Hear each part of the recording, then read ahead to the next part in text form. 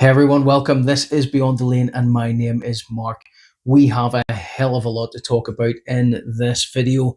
2 days after the PSG Super Cup final game, the fallout from that, the game itself, and what can we expect of Spurs going forward into the brand new season. A couple of days just to kind of chill, reflect and think about it. I was going to put a video out afterwards, but quite emotional, and it took me a day or two to kind of get my head around what happened, the game, the aftermath, and actually kind of trying to see what were other Spurs fans' reactions to the final in itself, as well as some of the fallout, and certainly mixed results right across the board from the supporter base as well.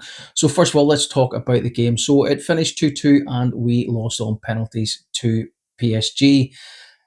Few differences in terms of the quality from the benches and the substitutions that took place, but certainly the strong starting 11 from the Spurs side.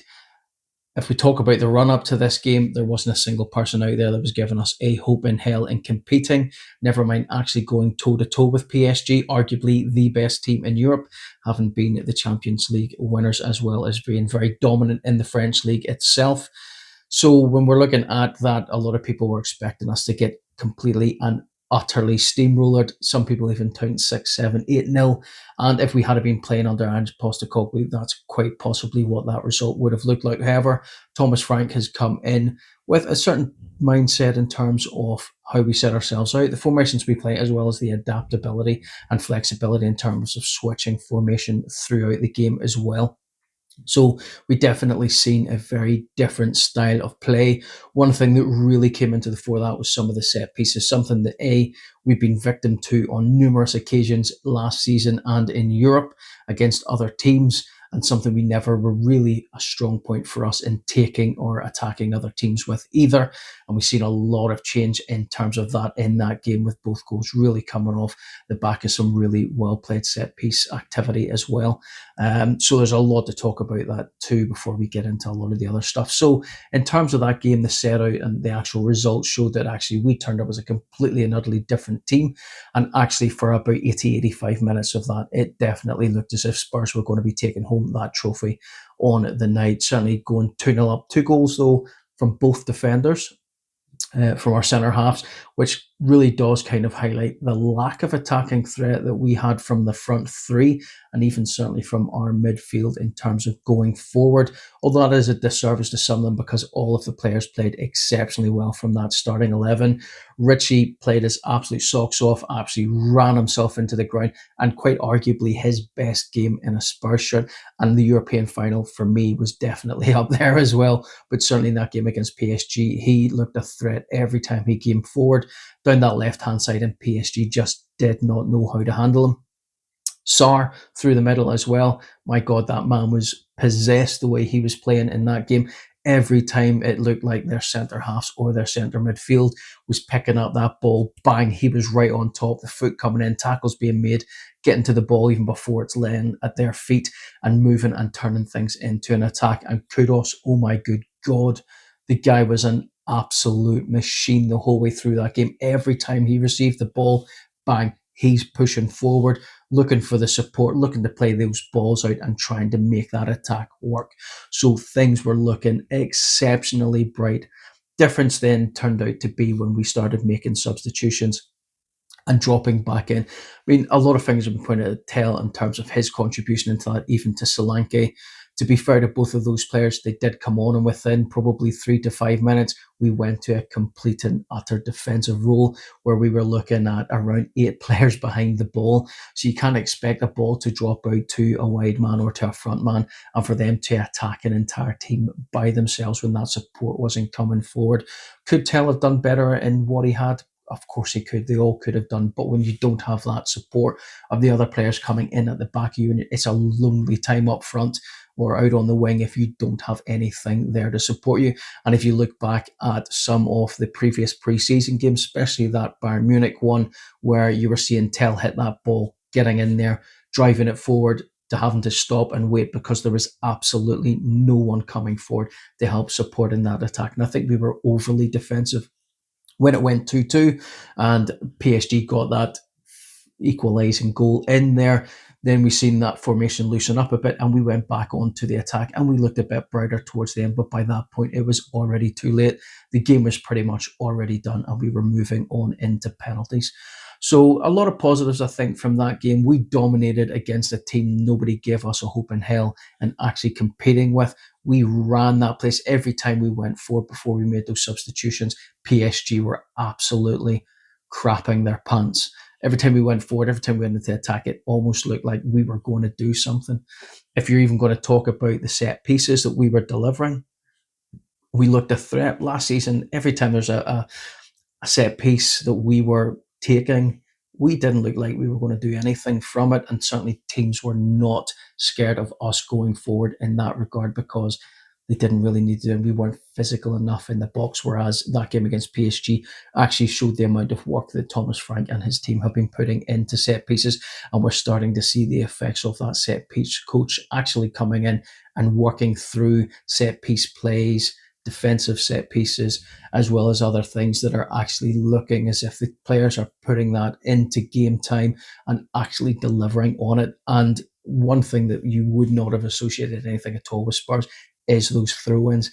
I think it was treated as a little bit of a joke that we were having long throw competitions to see who would take them into, but it wasn't until we actually seen Kevin Danzo delivering those cannon throws into the box that all of a sudden we have another attacking option that can be delivered in games that can turn things on, especially now that we're looking at we've got players that are quite happy to get in there and attack balls that are coming into the box. Especially looking at the likes of Van de Ven, Romero coming in from the back and hitting those headers and getting in there and making those plays into the box from set pieces. We're starting to add more attacking threat and goal threat into the game. If we can deliver in on centre forwards or attacking midfield players who can also enhance those options, then I certainly think, certainly from an attacking point of view, we're going to start looking a hell of a lot more dangerous than just bombing forward and then getting caught out at the back.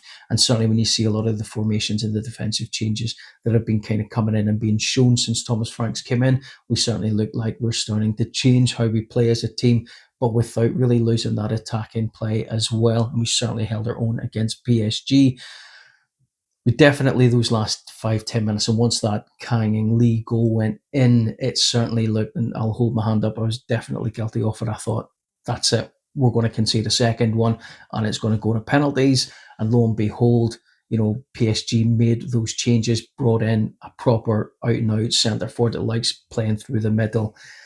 Ramos coming in, playing a lot better, Dembele switching to the right. All of a sudden, PSG looked like the best team in Europe, making those attacking plays and constantly pushing forward. What didn't help was the fact that we sat back so deep that it allowed them to invite that play in.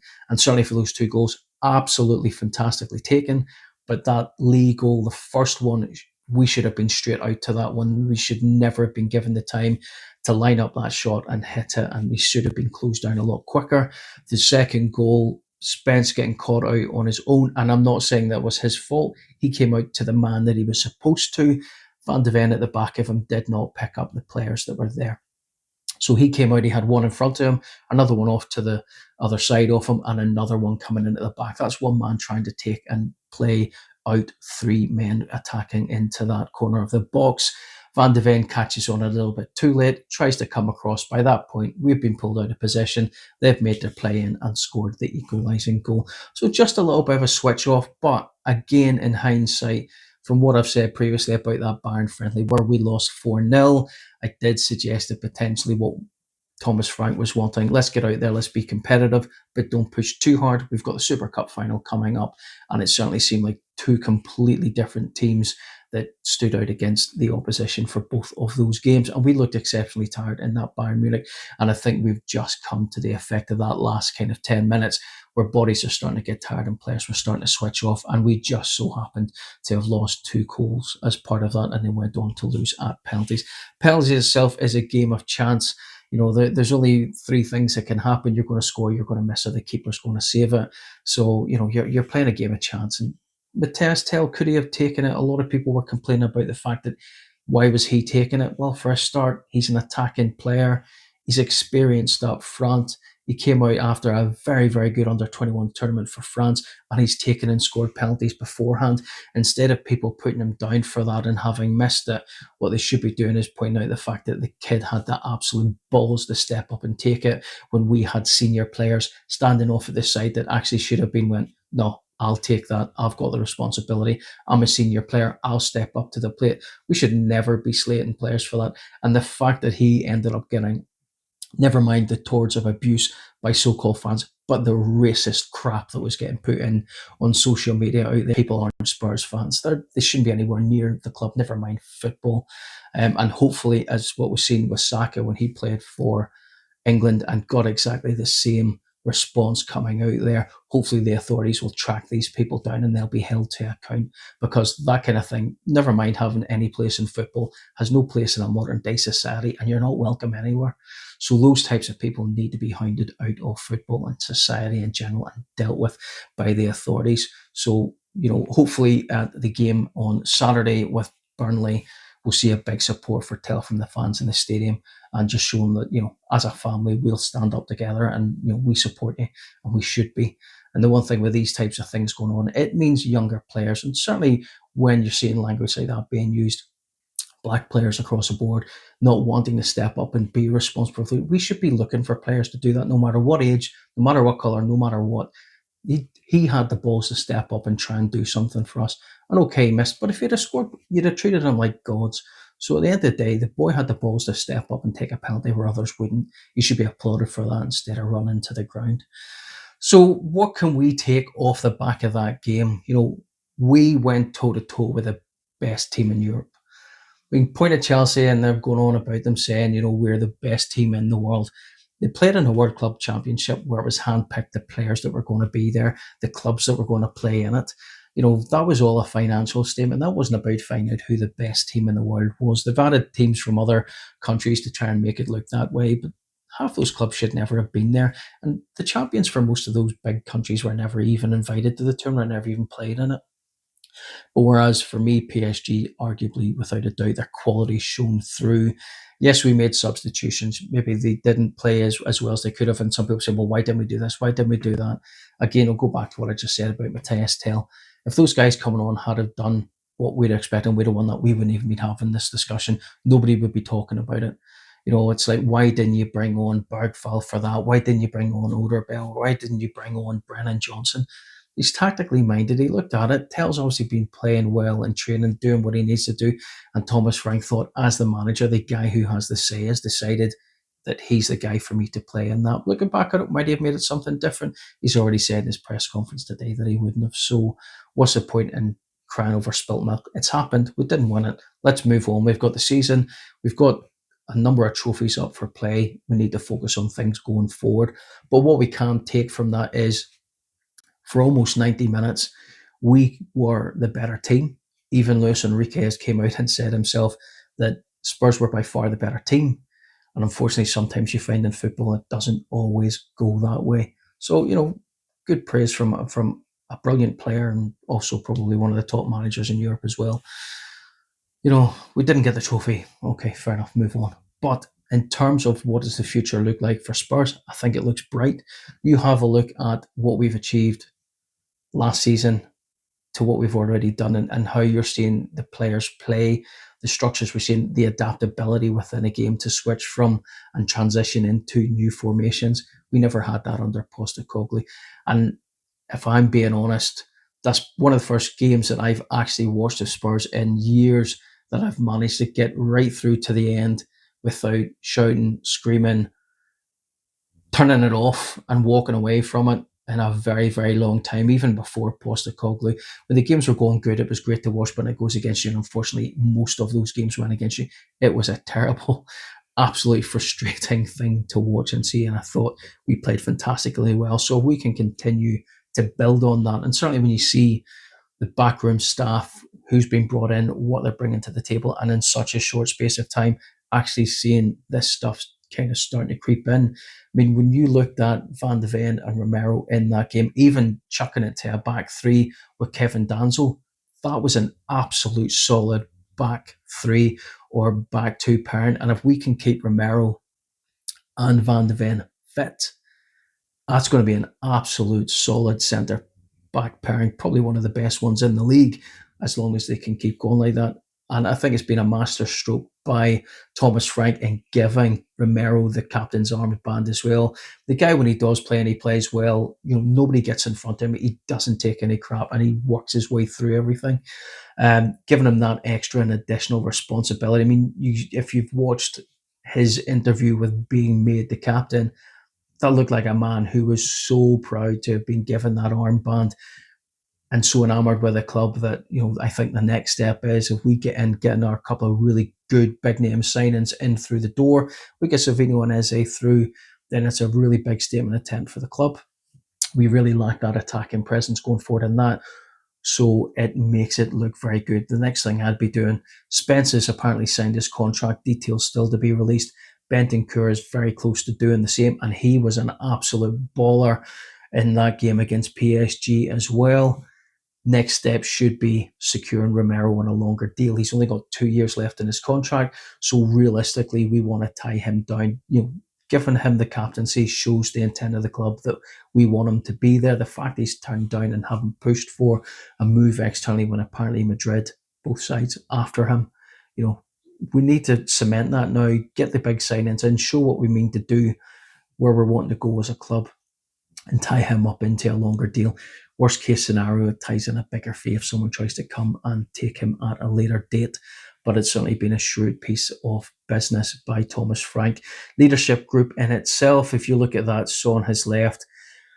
Matters is out injured for predominantly and probably the entire season, may make a comeback towards the end of it. Your captaincy group is pretty much decimated because all we have left is Romero. Romero stepped up and there's no vice captains there. So hopefully we'll see something very soon in terms of what that vice captaincy role and whether it'll go to the two. I would imagine Vicario is going to play a part into that. And then you're looking at who else within that grouping would look to make that step up, step forward, and actually become part of those. Davies, probably in a wider grouping, would be someone to consider as part of that, just simply because of his experience. I think he's into his 12th season at the club. And a part of a wider grouping would certainly make sense. But in terms of your vice captains, you're probably looking at Vicario plus one other. Who that other person might be, I don't know. You've got Bentancur, Pedro Porro, ever present last season.